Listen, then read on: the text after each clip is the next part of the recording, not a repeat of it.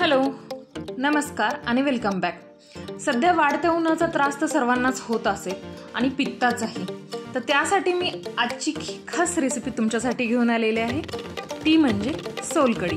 सोलकढी ही पित्तनाशक असून आरोग्यासाठी खूप फायदेशीर ठरते.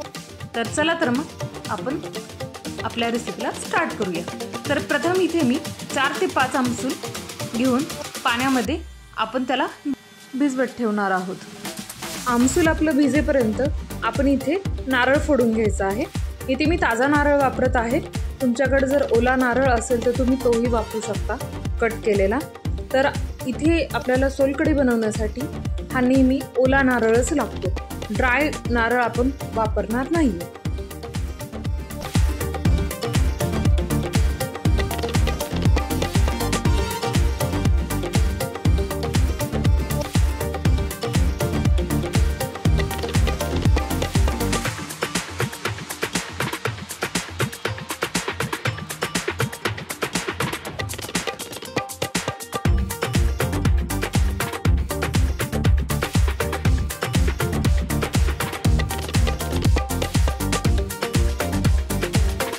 इथे आता आपण नारळाचे तुकडे मिक्सरच्या भांड्यामध्ये टाकून त्याला चांगलं बारीक करून घ्यायचं आहे.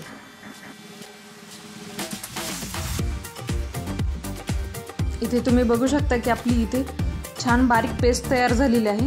आता ह्यामध्ये मी अजून थोडंसं पाणी घालून ह्याला अजून एकदा फिरवून घेणार आहे.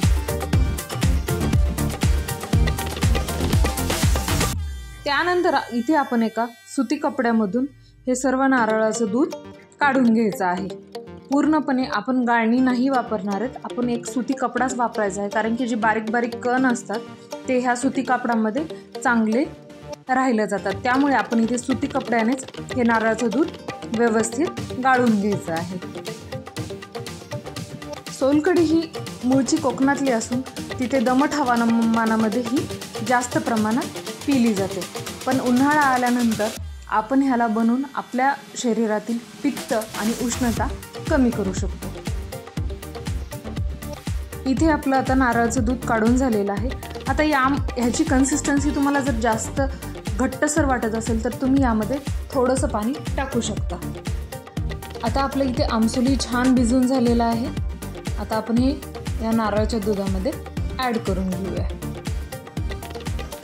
जर तुम्हाला नारळाच्या दुधाचा कलर पांढरा शुभ्र अजूनही वाटत असेल तर तुम्ही यामध्ये थोडंसं कोकम सिरपही टाकू शकता. माझ्याकडे कोकम सिरप होतं सरबतचं, तर ते पण मी ह्या इथे ॲड करत आहे थोडंसं. त्याच्यामुळे आपल्या सोलकढीला थोडासा कलर येतो.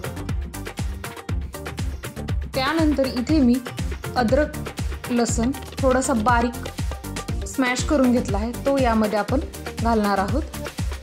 चवीप्रमाणे मीठही आपण लगेच घालून घ्यायचं आहे आणि वरून कोथिंबीर. अशा प्रकारे अगदी सोप्या पद्धतीने आणि एकदम कमी वेळामध्ये ही सोलकढी तयार होते.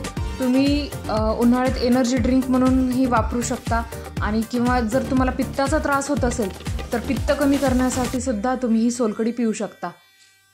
डाएट ज्यांचं चालू असेल तर डाएटमध्येही तुम्ही हे इन्व्हॉल्व करू शकता. सोलकढीचे खूप अतिशय आरोग्यदायी फायदे आहेत. तुम्ही एकदा घरी नक्की ट्राय करून बघा. आणि हो, तुम्हाला माझी आजची रेसिपी कशी वाटली ही कमेंट करून नक्की सांगा. आणि चॅनलला लाईक, शेअर, सबस्क्राईब करायला विसरू नका. तोपर्यंत स्वस्त खा, मस्त राहा. थँक्यू.